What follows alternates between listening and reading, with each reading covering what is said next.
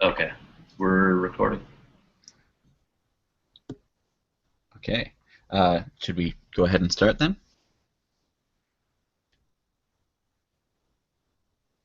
Yes. Okay. So to we're going to give a quick overview of Parsoid and some of the things you can do with it.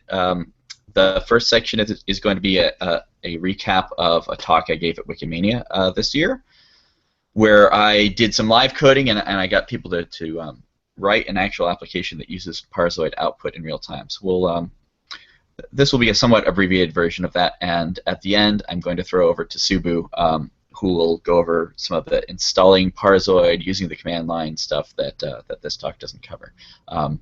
And the way the Hangout is set up, I'm just going to be a disembodied voice behind my slides until the end, and then then you can actually see who's been talking. Okay, so I'm Scott Ananian. I'm the name on the slide, and a lot of these slides were borrowed from a talk Gabriel gave, I think, at the last hackathon. Okay, so what we're going to do is I'm going to show you what Parsoid HTML output looks like and how then you can use it to do interesting things.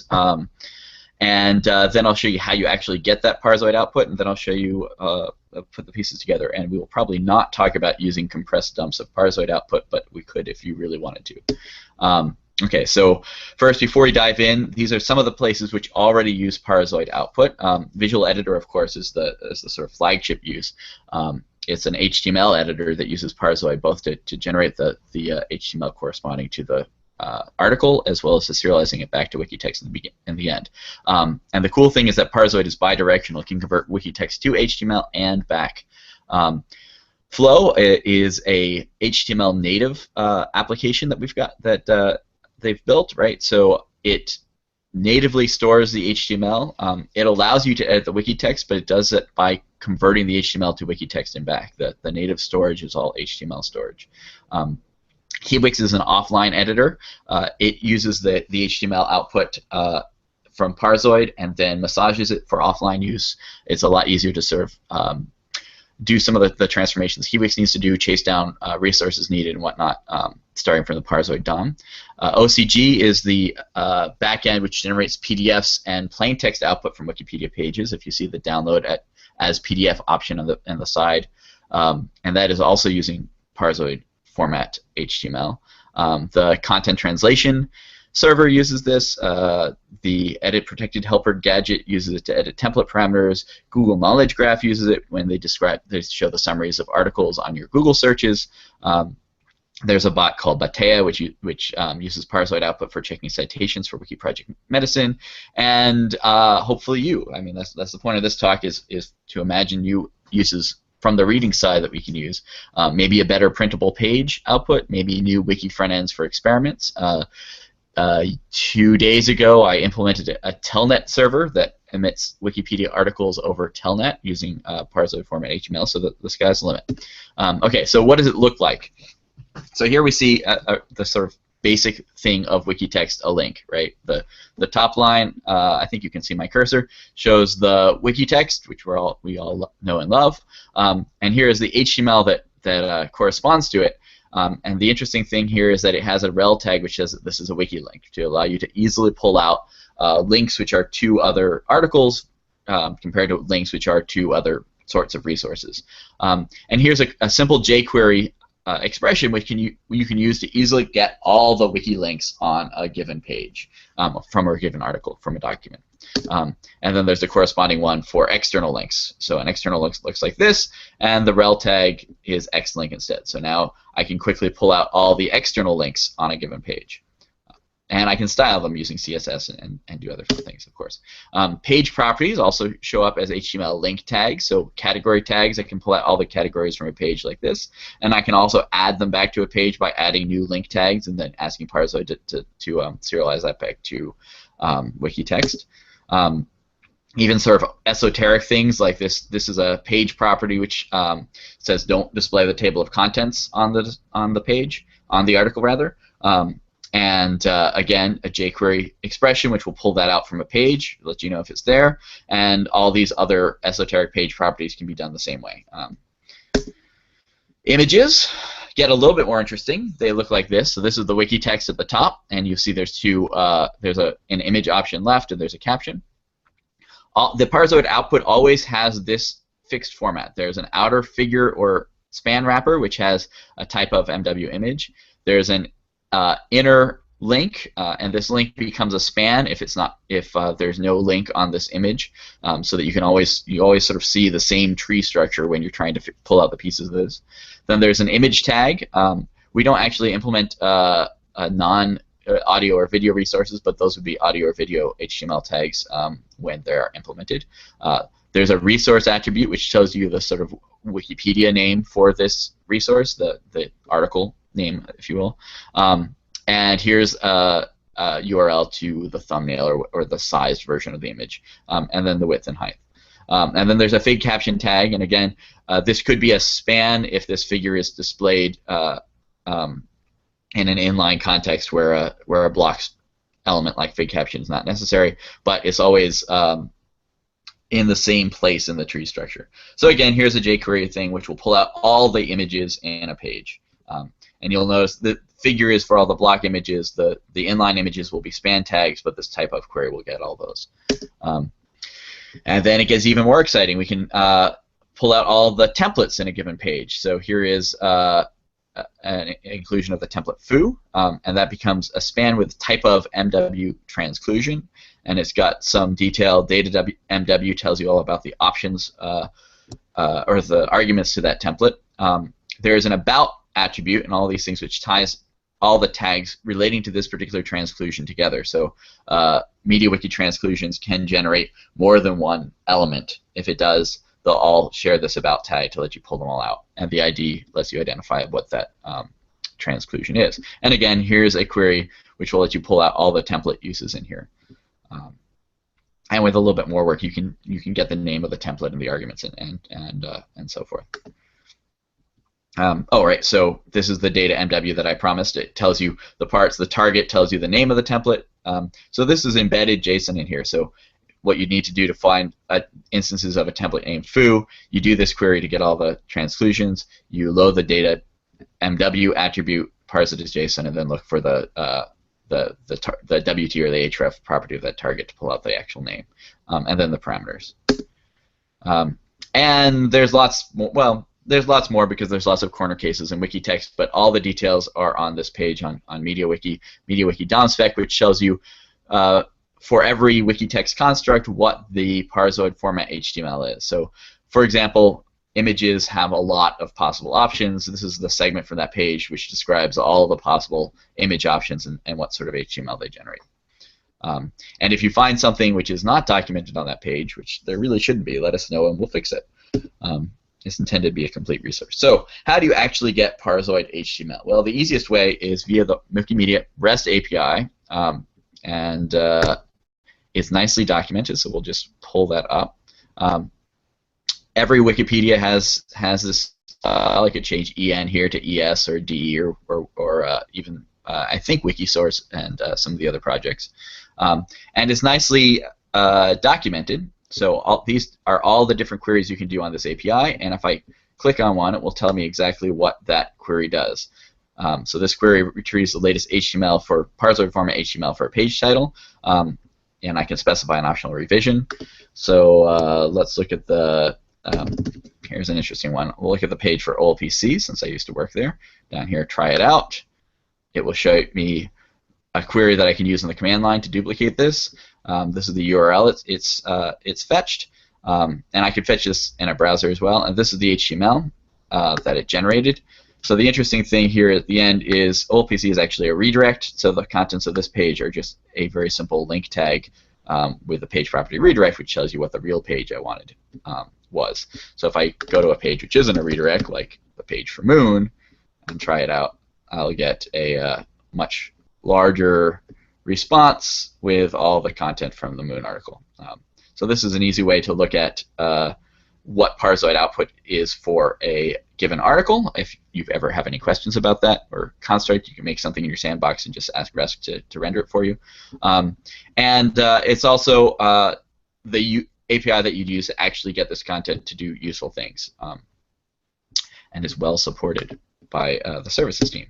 So here again, to recap, any project, the documentation for the REST API is at a URL of that format, and the DOM spec for what Parsoid's HTML output is that. So you'll notice the big difference here is that Parsoid's HTML is annotated with a bunch of extra semantic markup that lets you know more detail about the types of things. It's not just the visual HTML, it's also the semantic markup, and we use the RDFA standard for what the semantic information about templates and images and categories and whatnot are for the page. And so that's the main difference from the PHP parser output. Because Parsoid generates semantic output, you can do interesting things on it, you can run queries on it, you can easily pull out pieces of the page if you need to. Okay, so let's try it out. This is I would just quickly ask to pause and see if there are any questions at this point. Sure, this is a good pause point. And I'll let you see my handsome face here for a second too. So anyone have any questions before we go on? I had one, and I think maybe it's answered sort of implicitly. I was wondering about, like, how does versioning work? When we're looking at Parsoid output, is like REST-based the way that we handle versioning? I saw v1 in the URL. So there's 3 different interesting version numbers here, right? There's the API is versioned. So if Parsoid is actually on the 3rd version of its API, which we just recently released, which we try to make more similar to the REST API for various reasons. So that's the REST_v1 talks about the REST API, and that's especially for REST, that's considered standard. That's not really going to change much, although they do add some additional features for like section support. I think was something which was newly added. Then there's the Parsoid output itself has a version which you'll see here for the header profile MediaWiki specs HTML 1.1.0. So this version here is the version of the Parsoid output, and if we ever had to change that in an incompatible way, that we change that, and you can actually request. Scott, can you pull up on this? It's basically in the response headers. If you look at the REST API screen. Yeah. So but you can actually do it on the query side, I believe, for REST too. So you can ask for a particular version of the HTML, and it will also, if you don't ask for a particular version, it tells you somewhere in this response header. Oh, sorry, I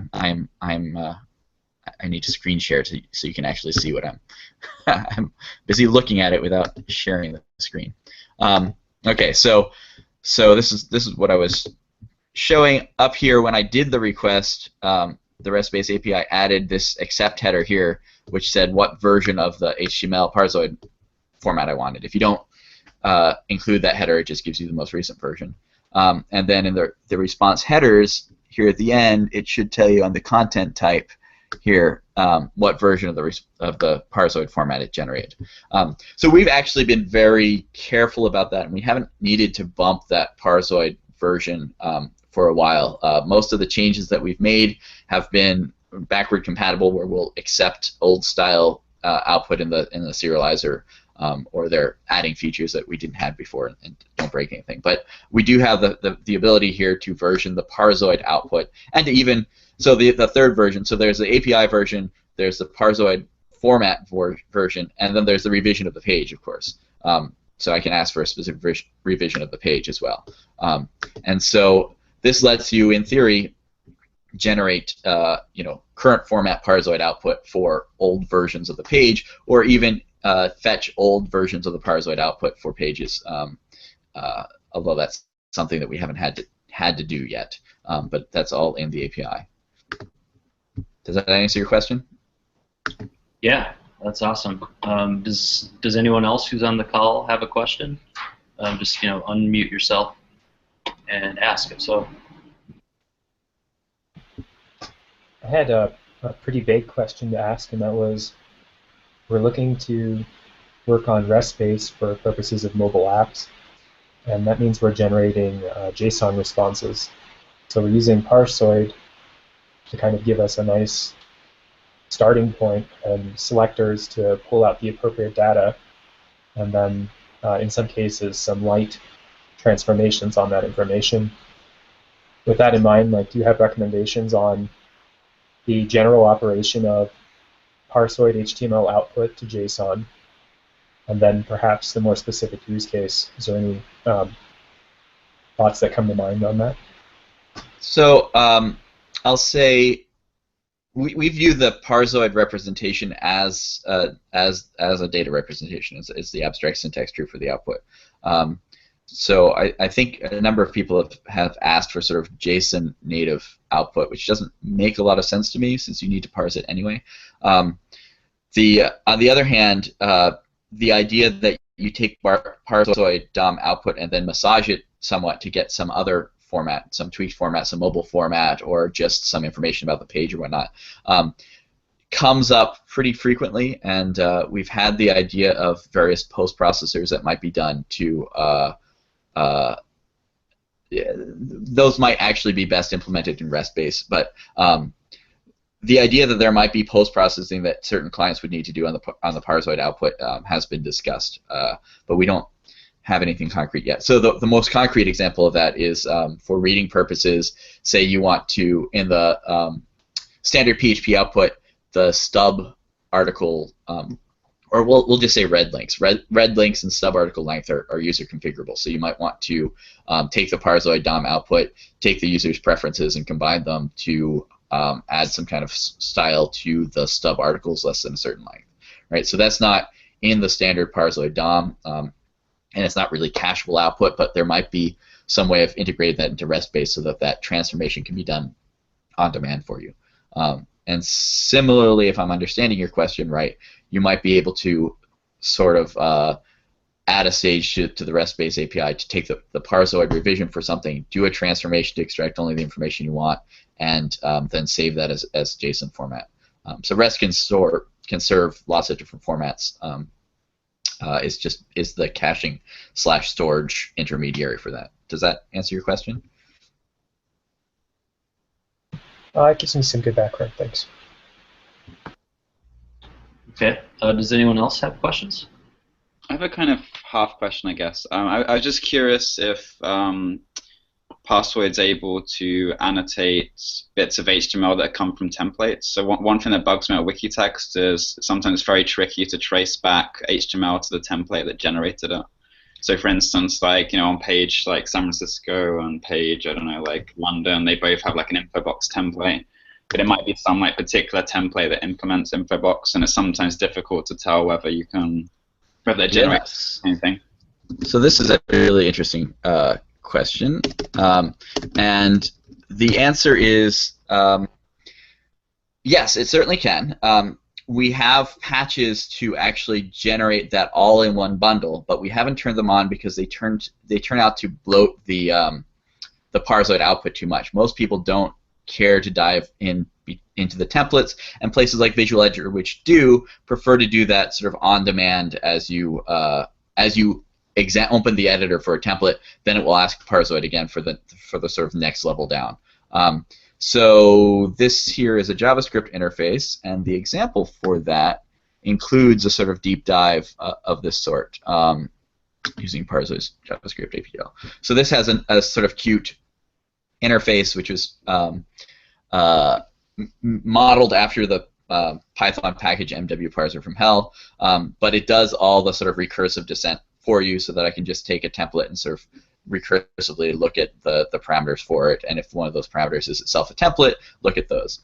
But so yes, it's possible. It's not terribly well packaged at the moment because it turns out that for most users, the users want to do the sort of recursive descent sort of on demand rather than being in the sort of standard Parsoid HTML output that we give you. But yes, we can help you do what you need there. So John, I had to just you're asking specifically about info boxes and nav boxes, or template markup in general? Yeah, just templates in general. Like, I mean, one of the common problems is like someone complains about something being broken, and we assume that like it's a class that's like in core somewhere, and it's like a fix that we need to make.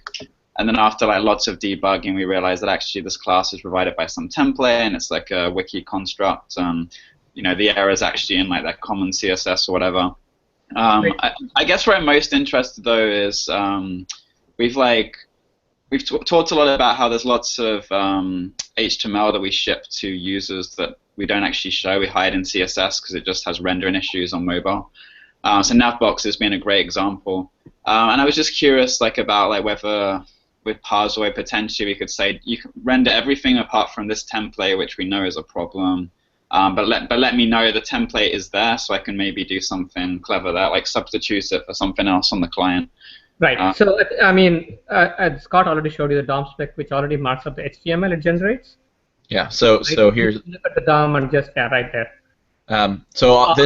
This shows you the top level templates. The parameters are going to be in this WT attribute. Whoops.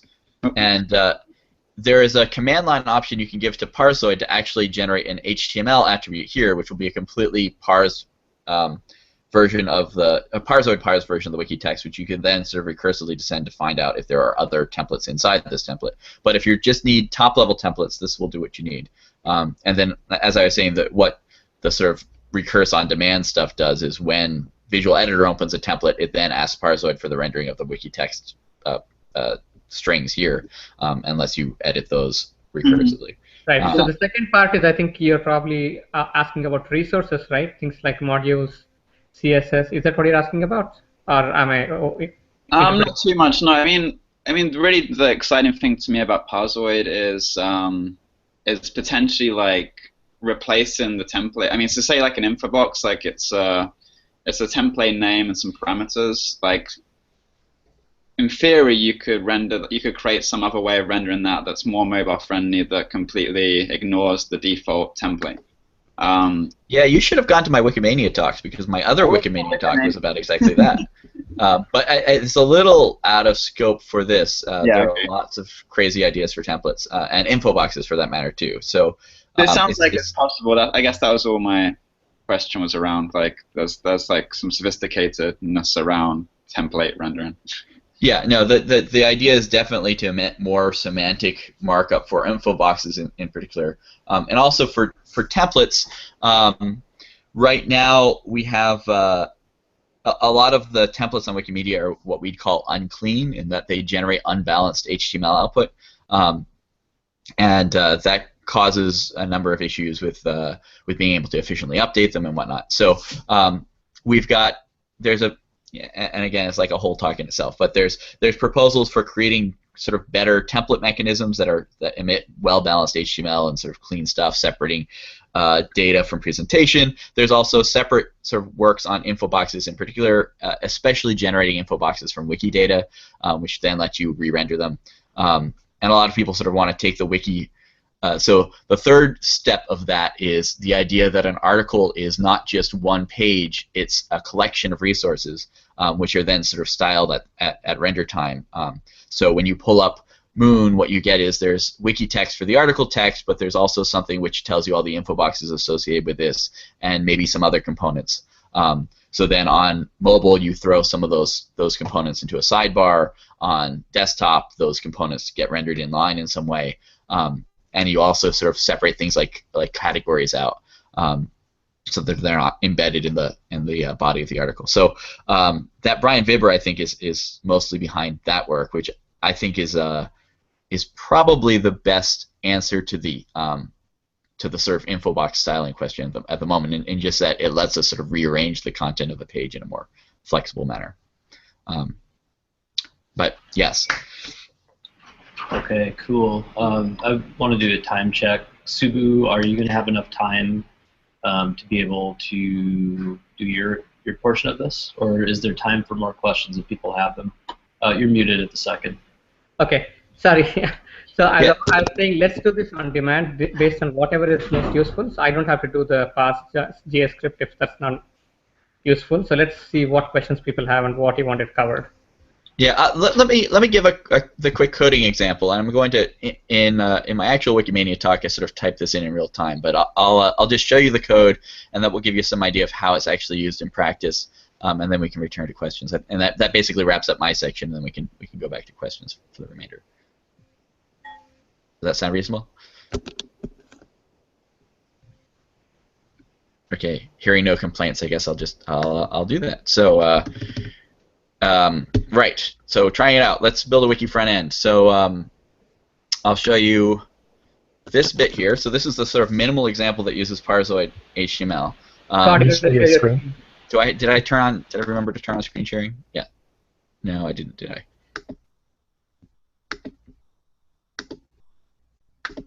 Okay. So, assuming you guys can see that. Yes. So this is a minimal example. Well, not the fiddle options. The resources show I'm using sort of Bootstrap and ESX and some jQuery stuff, but not otherwise cheating. And I've just got a container and title and some content. And I do a little bit of housekeeping over here to make the back button work, which I will plug in later, so you can ignore that for now. But the main part here is I load the page. So I grab these elements up here so that I'm just caching them for later. Here is the URL that gets the HTML, the Parsoid format HTML for a given title. Notice that I call in code URI component on title, so the title contains a slash, things don't break. I do an AJAX request to get it. I get the data back. I turn it into an HTML document. This is the one magic line here. It uses the browser's built-in HTML parser. And then I can just refer to the document .body.children, and I add all the children to this section. So if I've already run it, so you can sort of see what it does. And right now the links don't go anywhere. So so let's fix that as the next step. But that shows you, now that's a handful of lines of code to basically get Parsoid format HTML and parse it. In a browser context, it also works in a Node.js context. So here's a slightly more complicated example. So let's take it from the top. The first thing, I've added a little thing here to make a human-readable version of the title, which just strips off the any path components on the beginning, strips off an anchor at the end, and replaces underscores with spaces. This just makes it a little bit more human-friendly. And the other thing I've done is, after I parse the document, I get rid of any style sheet which was on this page and replace it with a style sheet which Parsoid tells me should be applied to this page. You may or may not know that the style sheets for a page depend on the content of the page. If it uses certain plugins or extensions, those get loaded on demand for just that page. So this makes sure that the style sheet is appropriate for that article. I stick that in the head, and here I use that. I replace oh, okay. So this is a little hack. This first introduction page comes from my user space, user C Scott mini wiki. So I replace that. The content here. So this is why I applied just the children before. I'm actually going to apply the attributes from the body to this div. The body attributes include things like the directionality of the page, the right to left direction, and whatnot. So this, not really needed for the simple example, but I'm trying to show you how to do things right. This makes sure that the content div has the proper directionality. This here handles redirects. So if I use that jQuery expression I showed before, and if that exists, I'm going to do a really simple one, and I'm just going to make it a visible redirect that I can click on instead of because these link tags are otherwise invisible. Yeah, so if I think so, OLPC we already figured out was a redirect, and now it will show me, look, redirect. It's not beautiful. You can sort of imagine a more beautiful way to do that, but it works. And the other thing which I just demonstrated was I added a click handler to the wiki links. So again, this grabbed all the things which were wiki links, and then for each one, I added a little bit of stuff which you pushed onto the history stack. Didn't navigate the page because this is a sort of one-page application. Just called myself again via this state change here to load the new page corresponding to that title. And so now redirects work, and even the back button works, right? And that's what this magic here did. So now I've got a sort of fully functional mini front end for Wikipedia. I can click on links. It renders according to the right style sheets. And all this content is coming directly from Parsoid.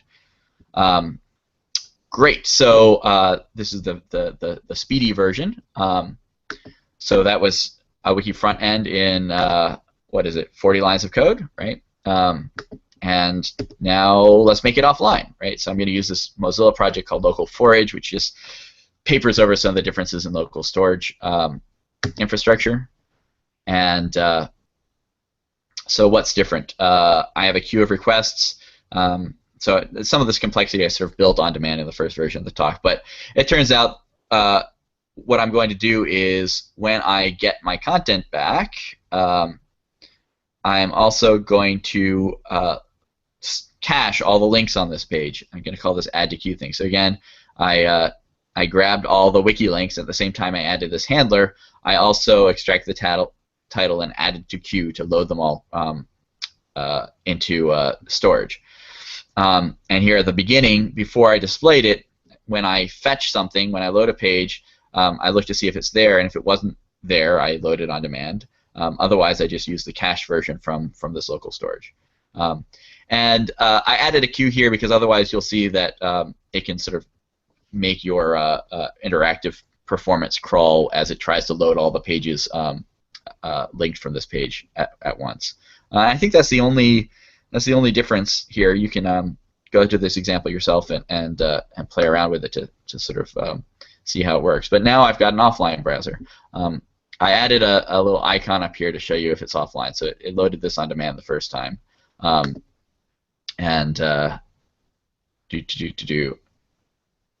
So now it says this was actually cached, and now this is coming from the offline version. If I go back to the front page, that's cached now. And in theory, I could disconnect my internet connection, and it would still be loading all these pages from cache.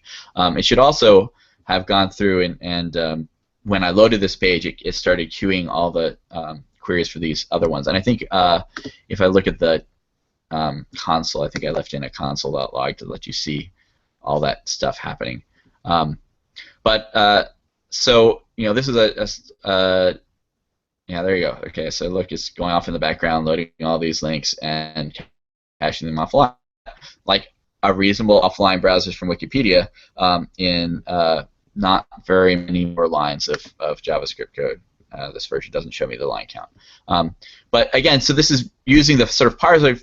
I mean, the main thing that it's doing is the fact that I can easily pull out sort of all the pages linked with this very simple query. I can easily find things like redirects, and you can you can imagine the other fun things you could do with the content as you're displaying it, right? You could look for certain templates and hide them like mobile does, and so forth. The other fun thing, right? So these are all the fun things you can imagine adding, right? I could add better download feedback to show you that it's downloading pages. I could compress them before I store them in local storage.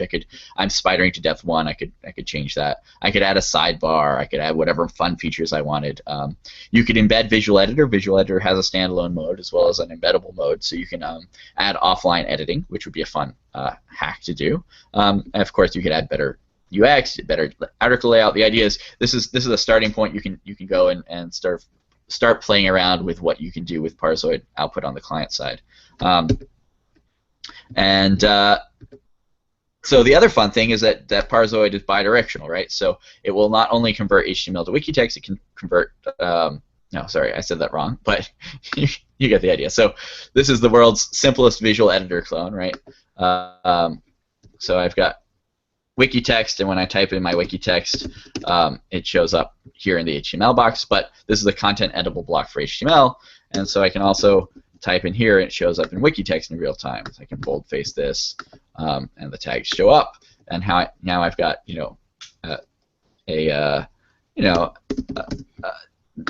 a plausible editor, the sort of a starting point. You can sort of see all the things that you could do with this, but it's converting wikitext to HTML and HTML to wikitext in real time. It does it pretty fast.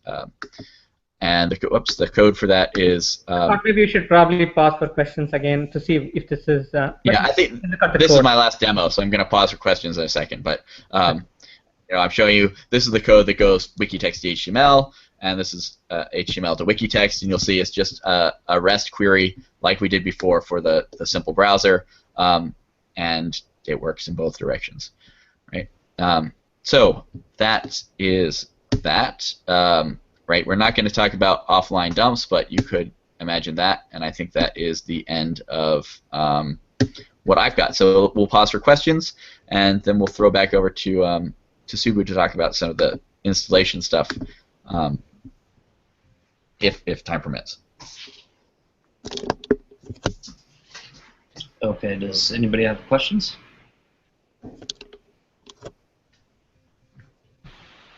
Are there many users of Parsoid right now, and if so, what are some common operations that they're doing to the output? Because it seems like as soon as you get the HTML dump, the first thing you want to do, perhaps a little bit ironically because it's called Parsoid, is parse the output a little bit more. So I was curious. Well, I mean, to be fair, the first thing that you do if given a JSON string is to parse a JSON, right? I mean, it's just... Wait, why would I... I mean, I would turn it into an object if I was... Right, that's parsing the JSON, right? It's you know, whenever you're given a string, the first thing you have to do is convert it to some kind of object representation in memory that you can manipulate. The benefit of HTML as a format is that there are lots of HTML5 parsers out there. And they're very fast, and there's lots of resources invested in making them even faster. So yeah, it may, from our perspective, HTML is just an abstract syntax tree, just the same as JSON is an object format. It's just a way of representing the content. Yeah, but I think to answer your question, so think Kivix, for example, it doesn't need certain kinds of markup, template markup. So they parse the HTML and extract certain template representation completely. So, I mean, I forget the specific detail, but some kind of template warnings are suitable for Wikipedia, online editable Wikipedia, but not for an offline thing. Yeah. So they take the Parsoid output and they look for very specific template output and then strip them out using the markup that we have. Yeah, so there's a slide near the beginning that sort of outlined all the different users of Parsoid, but you know, there's a lot of things which are being done with it, including you know, some more or less fun stuff. It turns out to be like a lot of the statistics I've run just to you know, when I want to make a change to the parser or something, I need to know how many pages in Wikipedia are using this particular construct. And a lot of times, the easiest way to find out is to actually get the Parsoid output, and that's sort of where the compressed dumps go. But once you get used to it, it's the most convenient format for querying articles, and also for transforming them. So you know, this is a Wikipedia telnet server that I wrote. You telnet to it, and it gives you a little introductory thing, and then you ask for an article, and it gives you the text in beautiful, you know, formatted Unicode with superscripts and math characters and all that kind of stuff. You know, and it works for Wiktionary as well as all the Wikipedia. So so there's you know, even things like that. It turns out the easiest way to generate a nicely formatted text version is also to start with a Parsoid output where I can sort of find all my links and find my boldface text and whatnot, rather than starting from wikitext.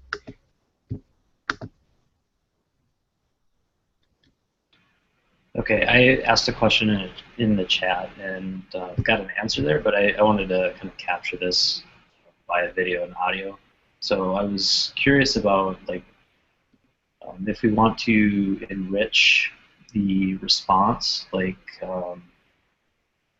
say we need to grab content from some wiki that's independent of the wiki for which the Parsoid output is being generated. Like, is that well suited to Parsoid, or should that be done elsewhere? You know, just as an example, like maybe there's some API endpoint that has extra information related to the given article, but it's just not in the article wiki text. It's not like directly available from MediaWiki. So my answer would be that Parsoid is a complement to the existing Wikipedia APIs. So there's already the Action API and whatnot, which give you a lot of content, a lot of information about the article, which is not in the Parsoid output. And so Parsoid is not really intended to replace all the other APIs for getting metadata about articles. And the other answer to that is that Parsoid is very configurable. So we have one Parsoid instance which serves all of the WMF wikis, and it's fairly easy to set it up to point at other wikis, not even ones which you don't control. So if you want to run your own Parsoid instance for somebody else's wiki, you can do that as well. It just needs access to the standard. Scott, I think he's asking API. that. I think he's asking what if we want to embellish the output with additional content that's not part of wikitext itself. So I think it's a post-processing pass, and you won't get it directly from Parsoid. Yeah. I think we're interested. We're interested in general at figuring out how post-processing passes integrate with our infrastructure, whether that's as part of REST base or whether that's part of the Parsoid code base with some kind of flag. We don't really have any good answers to that, but we've talked about it a lot. And if we have a concrete use case, I think we're eager to sort of come up with an actual implementation that works for everyone. Okay, cool. Makes sense. Does anyone else have questions?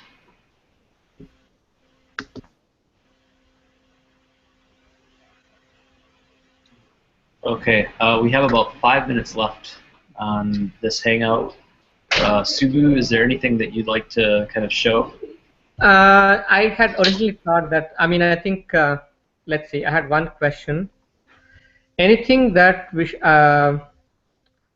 we should know about in terms of what the reading department is planning for its use cases that might be useful from the Parsoid end? Anything that you guys are planning to do?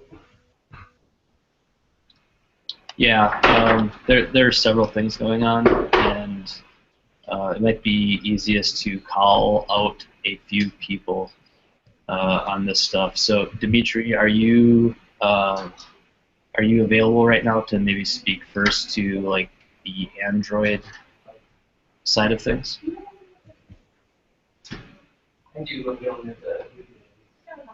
Yeah, exactly. Maybe not.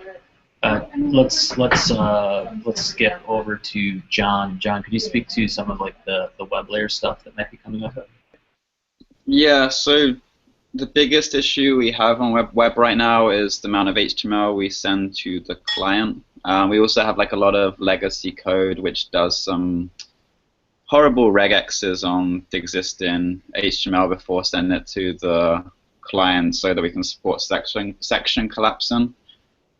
So from my perspective, I think if we could use Parsoid and it could basically do that section, provide this formatting to support section collapsing that we need, and also allow us to not serve the HTML inside those sections on like first load and like delay that to JavaScript, then I guess really like the ambition is like to use Parsoid as a backend because I think it seems more flexible to what we actually want to do to make the sites faster for users.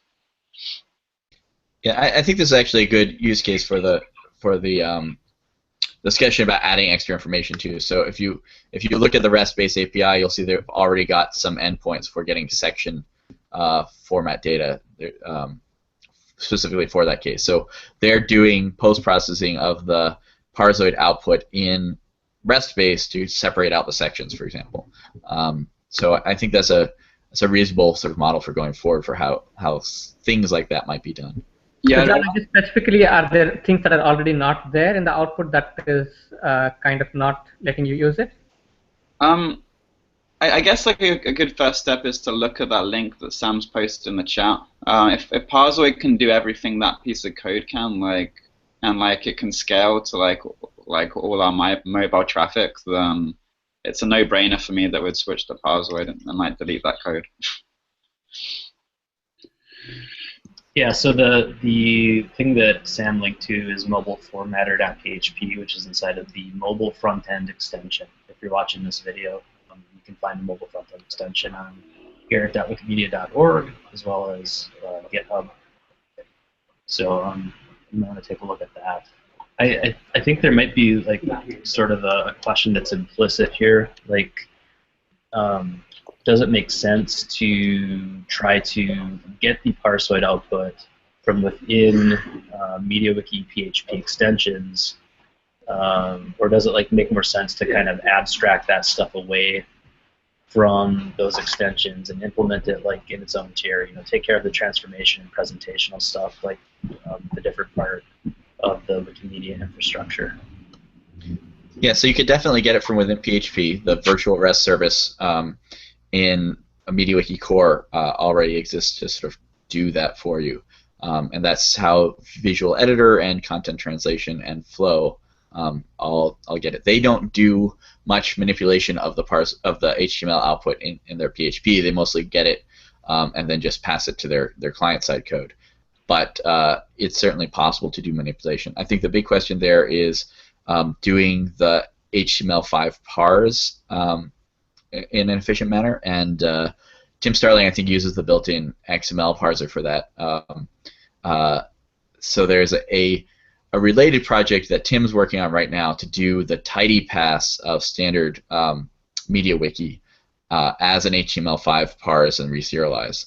So I think as part of that, he's been investigating fast ways to do the HTML5 parsing. It seems like it would make sense to do the sort of tidy stuff once you have the Parsoid format, or once you've got an HTML5 parse of your content. It sort of makes sense to do transformations at that point before you do the reserialize. So there's some infrastructure, I won't say challenges, but opportunities there. But it's certainly possible to do. All the pieces are there. Okay, so I think we have time for Dimitri to speak briefly to Android, and then for the presenters, if you guys can wrap, I think we'll finish on time. Dimitri, you ready? Sure. Well, so in Android, we do a lot of transformations on the HTML that we receive, like pulling out the info box so that we can collapse it, and looking for images to extract the wiki, the image title that it points to, and pulling out the caption and video URLs, things like that. So this would be massively useful for us to simplify that, but it'll be even more useful for the content service that we're working on now, where the content service will take Parsoid output and translate that to JSON so that we can consume it natively. Anyway, yeah, this is going to be extremely useful. Okay, cool. Scott and Subbu, any closing comments? If you guys have, I mean, we are on, I guess mostly just pointing to resources. I think we are on IRC on MediaWiki Parsoid, so if you have any questions, want to talk about things, hop on there. And if you have any specific requests or things that you need from Parsoid, feel free to either chat or file a fab task for it. Okay, thanks a lot, guys. Great overview and great answers to the questions. Appreciate it. And good questions from people. Thanks, All right, Scott. I'm going to stop the broadcast now. Thanks. Talk to you later. Yep, thanks both.